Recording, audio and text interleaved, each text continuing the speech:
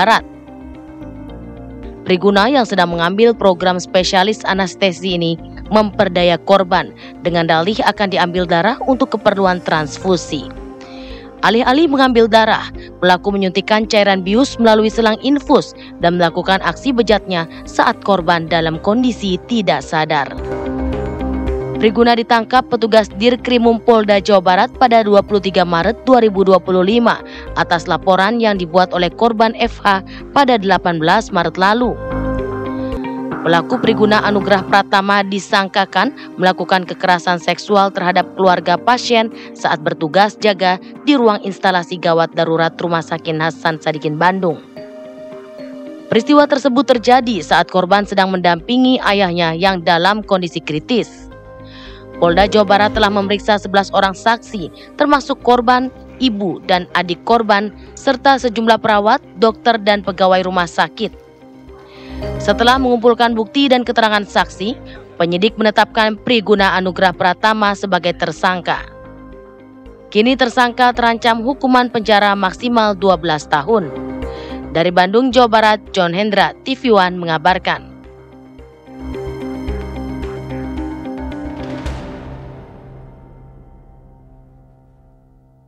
Kita sangat prihatin pada kejadian itu.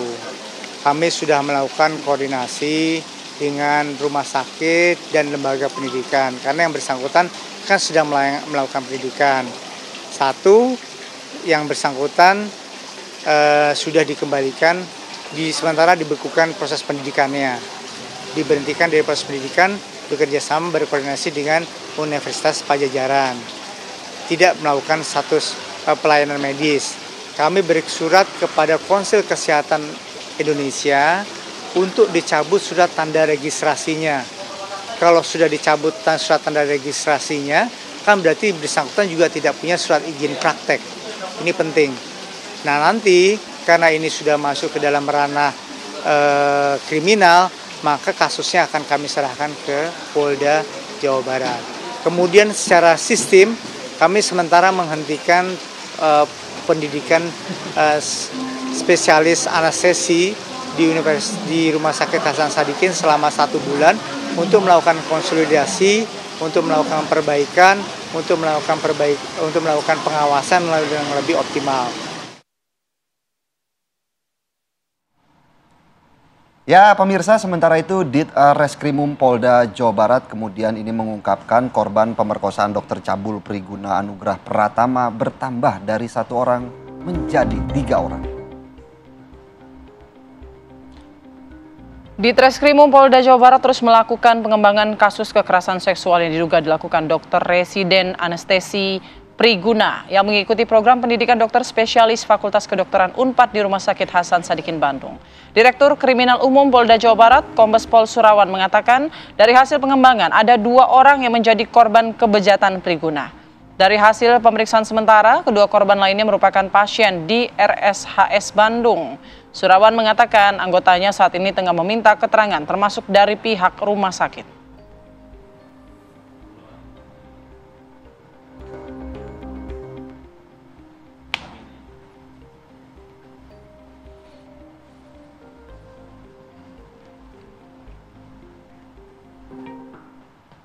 Ya pemirsa, lalu bagaimana bisa ya seorang dokter yang harusnya bertugas mulia menyembuhkan penyakit begitu ya, rumah sakit yang harus jadi tempat aman dan menyehatkan kita, ini malah jadi tempat pesakitan, bisa dibilang aksi yang ya bejat begitu ya, keji sekali gini, oknum dokter yang melakukan ini dan dilakukan di lingkungan rumah sakit. Nah, bagaimana kemudian peristiwa itu bisa terjadi? Kita langsung membahasnya bersama sejumlah narasumber yang sudah hadir pada pagi hari ini. Ada Mbak Hanifah Hasna, kriminolog. Selamat pagi Mbak Hanifah. Selamat pagi Mbak Hanifah. Kemudian juga ada Dr. HN Nazar, Ketua Biro Hukum PBID periode 2019-2021. Ini dokter senior ini. Selamat pagi, dokter.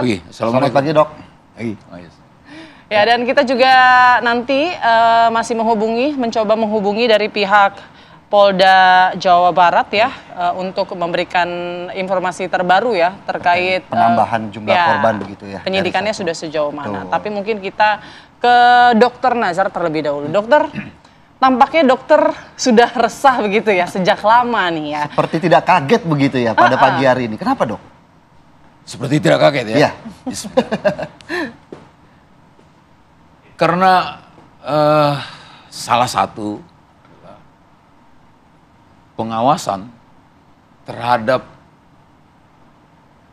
kegiatan tindak medik, terutama dalam masalah disiplin dan etika personally untuk si pelaku tindak medik itu. Dalam hal ini fokusnya adalah dokter Priguna. kolega saya itu. Saya masih berkolega dengan dia. PBDS, calon ahli anestesi itu. Pengawas itu semakin hari semakin melonggar. Kenapa? Karena saya ulang lagi apa yang saya kita jelaskan bersama di kemarin malam itu. 2 tahun terakhir ini regulasi di negeri ini yang menyangkut tindak profesi itu mendegradasi fungsi organisasi profesi dalam hal menjaga, mengguidance, memandu, sekaligus mengawasi kalau perlu melakukan punishment terhadap pelanggaran-pelanggaran etika. Contohnya fungsi yang seperti apa itu? Ya, kan selama ini kan organisasi itu.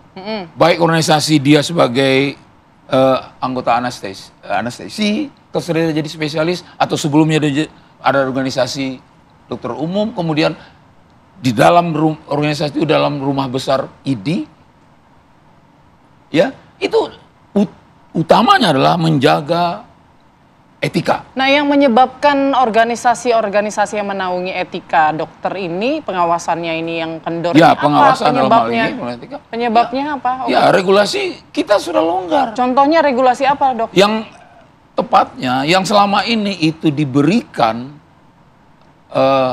oleh peraturan, diberikan kewenangan itu kepada organisasi, kepada ID, ya kan?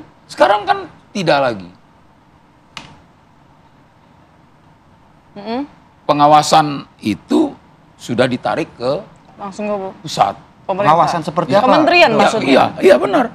Ya misalnya mengenai etika, ya salah satu diantaranya ini berkaitan itu. Dulu ada fungsi organisasi. Iya. Apabila sejawat seluruh pelaku tindak medik dokter itu ingin melakukan praktek, kan dia sambil sekolah kan berpraktek. Ada SIP-nya, SIP sebagai PPDS. Nah itu untuk mendapatkan itu direkomended. Berarti fungsi pengawasannya yang terjadi di lapangan. Iya, selain di lapangan sebelum itu sudah. Oke, jadi untuk sekarang mendapatkan license itu dia sudah melalui tahapan-tahapan yang berbentuk pembinaan dan yang pasti lewat ID ya. Iya. Tapi kalau sekarang bisa langsung ke pusat. Iya. Tanpa memerlukan rekomendasi dari ID. Iya, exactly like that. Oke, jadi ID sekarang bagaimana? Saya melihat salah satu penyebabnya itu 2 tahun terakhir ini longgar. Nggak ada taringnya gitu ya? Apa nggak bercakar gitu ya kalau dokter bilang apapun kemarin ya? namanya, terlalu ekstrim kalau bilang taring. Nanti dokter bilang bertaring bercakar. Nah, enggak. Itu saya setuju. Tapi kan kalau untuk yang baik ya agar disiplin ya kenapa Memang enggak itu gitu dia. kan? Semua organisasi profesi, mohon saya nanti diberikan koreksi dan masukan. Pasti punya tatanan-tatanan yang disebut kode etik yang bersumber dari etika keprofesian. Nah kebetulan di kedokteran ini dia kan menyangkut membidangi sebahagian hajat hidup orang banyak.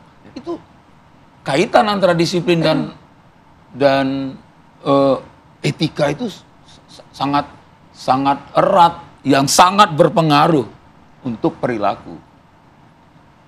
Pemahaman kami selama ini seperti itu. Kalau kemudian fungsi pengawasan yang salah satunya yang melemah pengawasan. gitu ya, Ini Dok? kita bicarakan stressingnya di pengawasan. Di pengawasannya kan? begitu ya. Tapi kan ini kan pelaku kemudian melancarkan aksinya ketika dia berada di lapangan pekerjaan Betul. pelaku begitu. Bagaimana Ya. kemudian ini bisa ambil bagian dalam hal tersebut? Artinya kan kesempatan ini dilakukan pelaku karena ada niatnya sendiri dari pelaku. Betul. Tentu ada niat, ada mens rea kalau itu ada kriminal, Ya. ya betul Ya, ya. betul. Dan ada mens rea, tidak mungkin tidak. Apalagi sejawat saya ini, saya menekankan di sini sejawat dan sejawat. Sejawat saya ini dia dia sudah cukup educated, betul? Ya. Nah, kan mens rea ditambah kesempatan. Bukankah kesempatan itu tanda tanya dan tanda serunya adalah pengawasannya itu. Di situs, di tempat kejadian, pengawasan itu siapa yang harus mengawasi? Rumah sakit berarti harus bertanggung jawab ya. Kalau tadi dikatakan dikembalikan lalu diskorsing, dicabut SIP segala macam, itu iya. Tetapi sebelum itu dia sudah menginjak 2 semester kedua, berarti sudah melewati 7-8 bulan dia berada di situ. Itu jelas pengawasan. Saya tidak ingin melimpahkan atau memberatkan masalah ini kepada pihak-pihak tertentu. Tidak, kita lihat secara utuh. Tapi saja. Maksudnya pengawasan ini tidak hanya dilakukan organisasi, tapi rumah sakit dalam juga. Kejadian ini, di situ-situ Rumah Sakit Hasan Sadikin.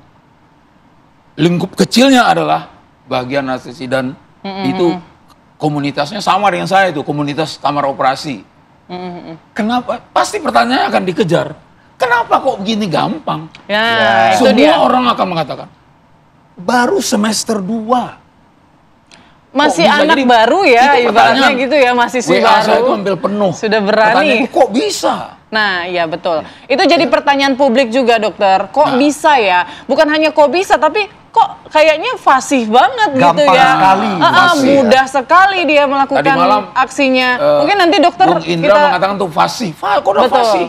Selain mens rea, tentu ada jam terbang lah kalau kata mungkin ya, tapi nanti Mbak dia gantung sampai jam terbang. Nanti Mbak Hanifah jam terbang dan kesempatan.